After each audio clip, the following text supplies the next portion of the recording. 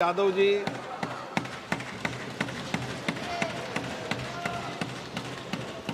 अध्यक्ष महोदय, मैं आपका धन्यवाद देना चाहता हूं कि इस महत्वपूर्ण विषय पे मुझे बोलने का मौका दे रहे हैं। मैं अपने साथी माननीय सदस्य गौरव गोगोई जी के से सहमत हूं। बहुत सारे महत्वपूर्ण उन्होंने बिंदु उठाए और अध्यक्ष महोदय,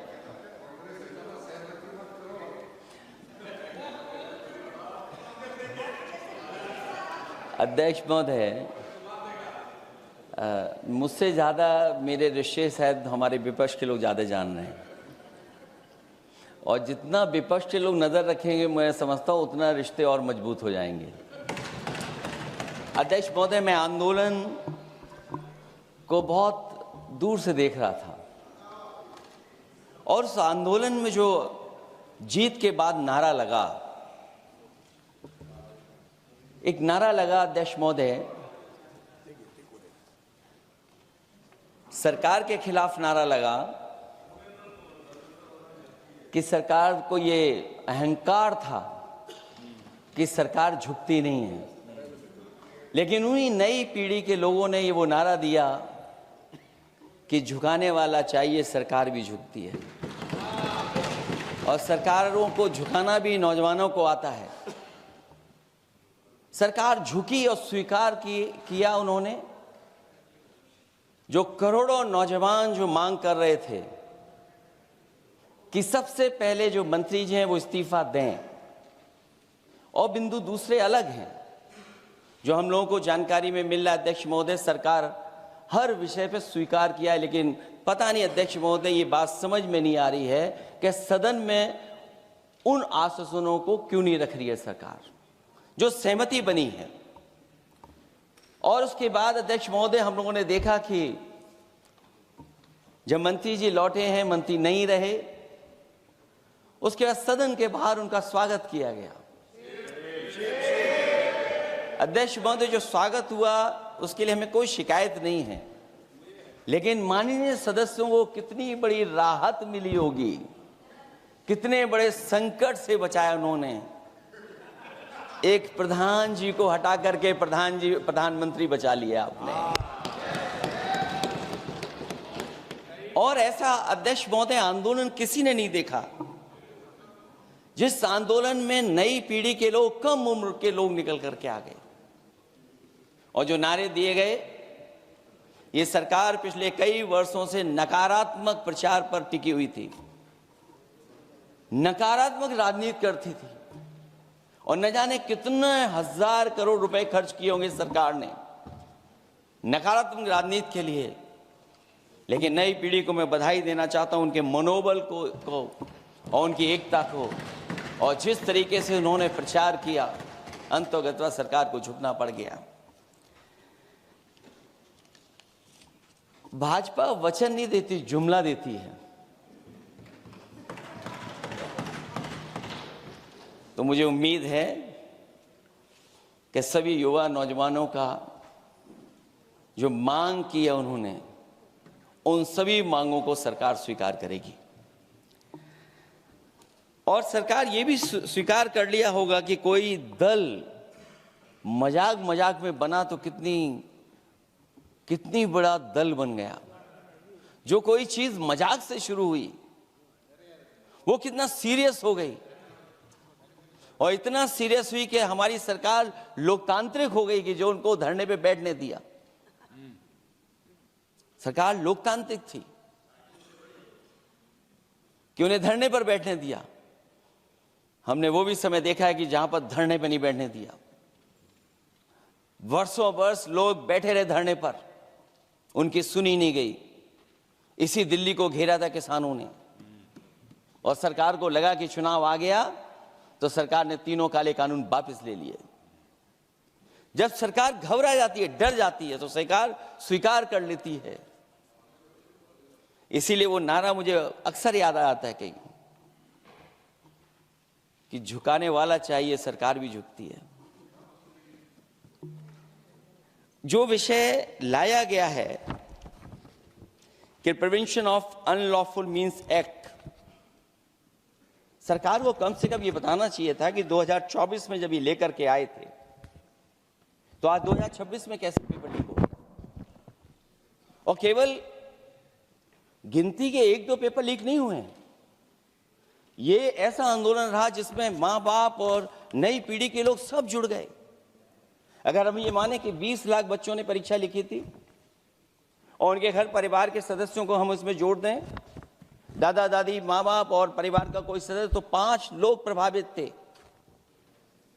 और 5 गुणा 20, 1 करोड़ लोग नाराज हुए सरकार से। और अक्सर हम पॉलिटिकल लोग हैं, हम लोग जानते हैं जब कभी आंदोलन करते हैं तो कितनी तैयारी करानी पड़ती है, गाड़ियों का इंतजाम, खाने का इंतजाम और इंतजाम।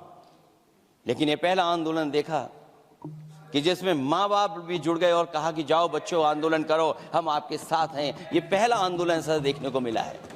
और केवल दिल्ली में नहीं हुआ ये, केवल दिल्ली में नहीं हुआ ये। अगर ये बात गलत है, अगर ये बात अध्यक्ष महोदय गलत लग रही है, तो देश के होम मिनिस्टर साहब को ले आइए, वो सब एक्सप्लेन कर देंगे।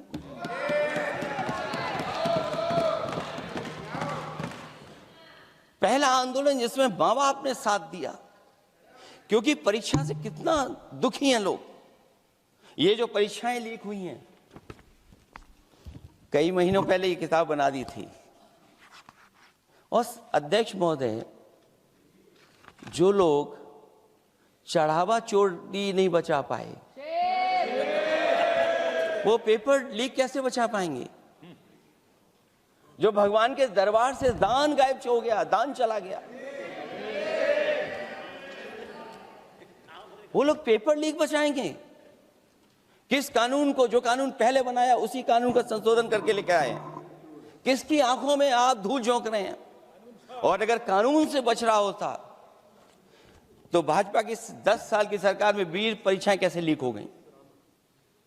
20 परीक्षाएं लीक हुई अध्यक्ष महोदय, जिसमें कोर्ट तक जाना पड़ा, उसके बाद परीक्षा रद्द हुई है।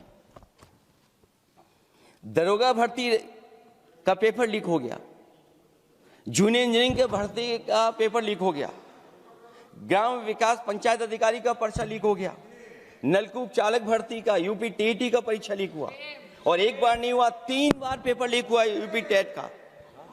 हाई स्कूल बोर्ड का परीक्षा लीक कर दिया, इंटरमीडिएट की बोर्ड की परीक्षा लीक हुई, इंटरमीडिएट का फिर परीक्षा का लीक हुआ, कई बार हुई, सिपाही भर्ती लीक हुई। आप सोचिए कितनी परीक्षाएं लीक हुई हैं। और नीट परीक्षा कोई पहली बार लीक नहीं हुई, दोबारा लीक हो गई, कानून बनने के बाद लीक हुई। सहायक प्रोफेसर भर्ती लीक है, लेखपाल भर्ती लीक हुई। यूपी जैसे स्टेट, जो सबसे बड़ा स्टेट है, जहां से प्रधानमंत्री चुन करके आते हो, वहां तक पेपर लीक हो जा रहा है। और जो संस्था परीक्षा एग्जामिनेशन करा रही है, वो एनटीए में भी आउटसोर्स कर दिया आपने। हम विपक्ष के लोगों को तो डर ये लगता है अध्यक्ष महोदय, कहीं ऐसा ना हो कि ये पूरी सरकार को आउटसोर्स कर दें। आउटसोर्स सरकार है, जो सबसे विश्वसनीय संस्था है, उसमें आउटसोर्स पे आपने कर्मचारियों को रखा हुआ है। किस बात की जवाबदेही है? यही अकाउंटेबिलिटी है आपकी? कहीं अकाउंटेबिलिटी ये तो नहीं है, आप अकाउंटेबिलिटी को ये कहीं समझ बैठे हो कि अकाउंट को भर दे वो एबिलिटी वाला ही हमें चाहिए? कहीं वो अकाउंटेबिलिटी तो नहीं है। आप बताइए, एनटीए को आउटसोर्स किया हुआ है आपने। जिस संस्था की जिम्मेदारी है महत्वपूर्ण परीक्षा कराने की, उसमें सब आउटसोर्स। और ये सच कहा कि कांग्रेस पार्टी के माननीय सदस्य ने मांग की है कि वो हम लोगों को पता होना चाहिए आखिरकार कौन लोग थे जो आउटसोर्स होकर के बैठ करके परीक्षा में इस तरह की घोटाला कर रहे थे। आखिरकार जवाबदेही क्या है, किसकी थी? और फिर केवल नीट की परीक्षा की बात करें और परीक्षाओं की बात करें, अगर हम अध्यक्ष महोदय, जब से सरकार बनी है तब से सरकार की कोशिश रही है कि शिक्षा, परीक्षा और यूनिवर्सिटी का ताना बाना पूरा ध्वस्त हो जाए, उसको एक रंगी बना दें हम, उसमें अंडरग्राउंड अनरजिस्टर्ड लोग शामिल हो जाएं। ये पिछले जब से भारतीय जनता पार्टी की सरकार आई है तब से हो रहा है। और फिर शुरुआत कहां से होती है? क्योंकि आप नहीं चाहते कि देश के गरीब लोग पढ़ें लिखें आगे बढ़ें। सरकार ने सबसे पहले हमला किया प्राइमरी स्कूल पर, और प्राइमरी स्कूल कितने बंद किए हैं आपने? जहां से बच्चे की शिक्षा की यात्रा शुरू होती है। एक गरीब परिवार का बेटा बच्चे कहां से पढ़ करके निकलते हैं? सबसे पहले प्राथमिक शिक्षा सरकारी स्कूलों से पढ़ करके निकलते हैं। हमारे बहुत सारे माननीय सदस्य होंगे, वो उन्हीं प्राथमिक विद्यालयों से पढ़ करके आज इस सदन तक पहुंचे होंगे। आपने सबसे पहले स्कूलों पे हमला किया, और प्राइमरी से लेकर के नौकरी तक पे आपने हमला किया है। युवाओं के भविष्य पर आपने चोट पहुंचाने का काम किया है। और जो प्राइमरी स्कूल जो आपने बंद किए हैं, वो इसीलिए बंद किए हैं आपने कि पिछड़े, दलित और गरीब के वर्ग के परिवारों के बच्चे पढ़ लिख न जाएं। क्योंकि आज भी अगर हम देखते हैं प्राइमरी स्कूल में कौन पढ़ने जा रहा है? सबसे समाज के गरीब परिवार के बच्चे पढ़ करने जा रहे हैं। सबसे पहला हमला आपने वही किया, और इसीलिए किया क्योंकि नींव पर ही अगर हमला होगा तो ये आगे नहीं बढ़ पाएंगे। जो आंकड़े सरकार के बताए गए हैं, 1 लाख से ज्यादा सरकारी प्राइमरी स्कूल बंद कर दिए सरकार ने। और अगर ये बात गलत है तो हमें उम्मीद है सरकार इस पर भी जवाब देगी। और अगर हम आंकड़े निकालें तो जो आंकड़े दिखाई दे रहे हैं, यूपी में सबसे ज्यादा प्राइमरी स्कूल बंद हुए हैं। और ये सरकार के आंकड़े हैं कि 7 लाख से ऊपर विद्यालय थे जो अब 6 लाख रह गए हैं। और यूपी में तो सबसे ज्यादा बंद हुए हैं। उत्तर प्रदेश में 26,386 सरकारी प्राइमरी स्कूल बंद कर दिए सरकार ने। और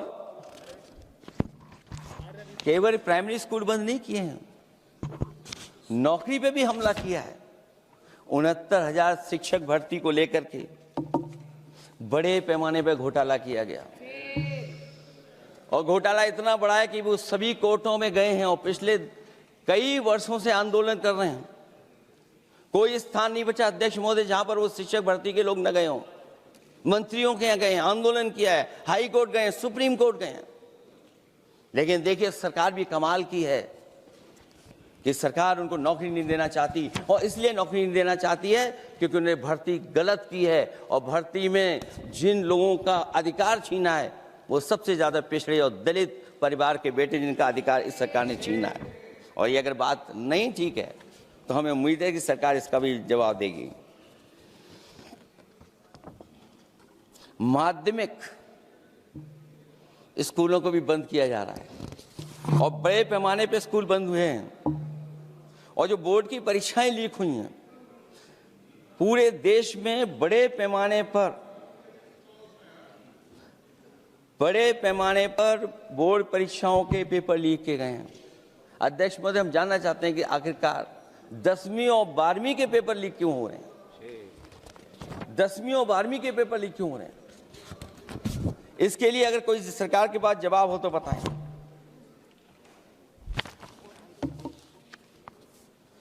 और जो बच्चों ने जान दी है नीट की परीक्षा में, जब परीक्षा का पेपर लीक हो गया है, अध्यक्ष महोदय, मैं अपनी तरफ से, पार्टी की तरफ से और सभी की तरफ से उन्हें श्रद्धांजलि देता हूं। और हमें उम्मीद है कि सरकार उन बच्चों की मांग मानेगी जिन बच्चों ने ये शर्त रखी है कि उनके परिवार के लोगों को 1 करोड़ मुआवजा दिया जाए। जब उच्च शिक्षा में जिस तरीके से भर्ती हो रही है, अध्यक्ष महोदय, जो उच्च शिक्षा की भर्ती है उसमें जो अपॉइंटमेंट हो रहे हैं उनके बारे में तो क्या चर्चा करें कि जब संस्था पे सबसे ऊपर बैठा व्यक्ति ही अन्याय करेगा तो पूरी संस्था में अन्याय होगा। जब से ये सरकार आई है, जो बड़ी बड़ी संस्थाएं हैं उन सब संस्थाओं में एक रंगी लोगों को बैठा करके उन संस्थाओं को ध्वस्त करने का काम कर रहे हैं, और न केवल उन संस्थाओं को खराब कर रहे हैं बल्कि अध्यक्ष महोदय, उत्तर प्रदेश में एक स्वतंत्र सेनानी, उनके नाम पर यूनिवर्सिटी बनी, मौलाना जौहर यूनिवर्सिटी बनकर के तैयार हो गई। इन्होंने कोई सरकारी यूनिवर्सिटी नहीं बनाई, और अगर कोई प्राइवेट यूनिवर्सिटी बन भी गई है तो उसको भी हथौड़ा लेकर के तोड़ने की तैयारी कर रहे हैं ये लोग। ये नफरत की राजनीति कहां लेकर के पहुंचा देगी। और जब से बीजेपी की सरकार आई है तब से नफरत की राजनीति और दूसरे लोगों के साथ किस तरह का व्यवहार हो रहा है, उन्हें कहीं भी न्याय तक नहीं दिला पाई सरकार। और जब नौकरी की बात आ जाए तो अध्यक्ष महोदय, अग्निवीर भर्ती में भी जो हर साल में कितनी भर्ती होती थी, कभी 80,000 भर्ती हुआ करती थी, अब भर्ती केवल 10,000 हो पा रही है।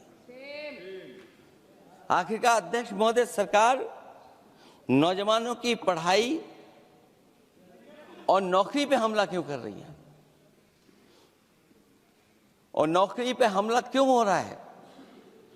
जब आप ये कहते हैं कि हमारे नौजवान हमारी डेमोग्राफिक डिविडेंड बन करके आए हैं, कहीं यही नौजवान हमारी आपदा न बन जाए, इसके बारे में भी सरकार को सोचना चाहिए।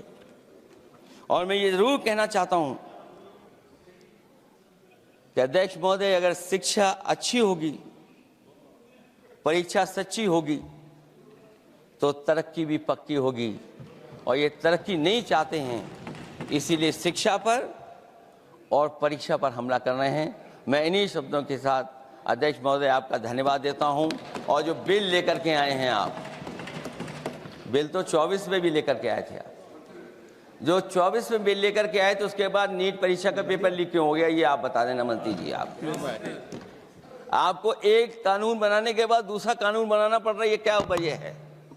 और आपको मंत्री जी का स्वागत इसलिए करना पड़ रहा है कि आपको संकट से बचा लिया। और अगर अखिलेश जी तो समाजवादी है। मैं पूछना चाहता हूं कि छात्रों का आंदोलन के बाद सरकार उनका बात सुन के पार्लियामेंट में बिल लेके आता है, ये अच्छा है? या जो आंदोलन होता है तो उसको कुचलने के लिए देश में इमरजेंसी लगा देता है, वो अच्छा? आप बता दीजिए।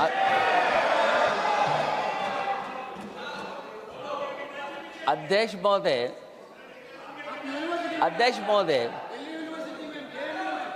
महोदय, मैं इमरजेंसी को तो नहीं देखा हूं, लेकिन इमरजेंसी में क्या क्या हुआ है वो अभी दिल्ली की राजधानी में भी देखने को मिल गया है।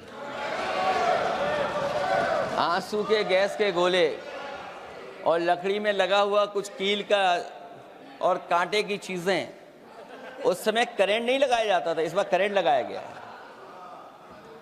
तो ये इमरजेंसी के बराबर ही हुआ है हमला, कम नहीं है। इमरजेंसी से कम अन्याय नहीं कर रहे हैं आप लोग। और याद करिए अध्यक्ष महोदय, अगर इमरजेंसी इन्हें याद आ गई है, अगर इमरजेंसी अध्यक्ष महोदय इन्हें याद आ गई है तो इमरजेंसी के बाद भी परिवर्तन हुआ था, और हमें भरोसा है कि इसके बाद भी परिवर्तन होगा। और अध्यक्ष महोदय, मैं आखिरी में कहना चाहता हूं,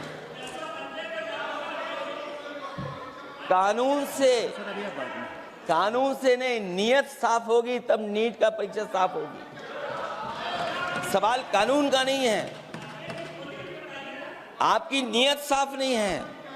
और जिस समय आपकी नियत साफ होगी तो परीक्षा भी साफ हो जाएगी। और हमारे साथी जो कुछ और बातें उठा रहे हैं, आज मौका नहीं है लेकिन आपको भगवान भी माफ नहीं करेंगे, क्योंकि आप चढ़ावा चोरी में शामिल हुए हैं। और चढ़ावा ही नहीं, जो गुप्त दान था वो भी चोरी हुआ है, गुप्त दान। और ये पाप की श्रेणी में नहीं आता है, महापाप की श्रेणी में आता है। अखिलेश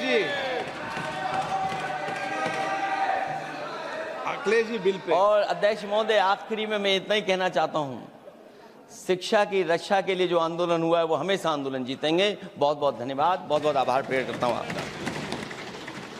श्री अभिषेक बनर्जी।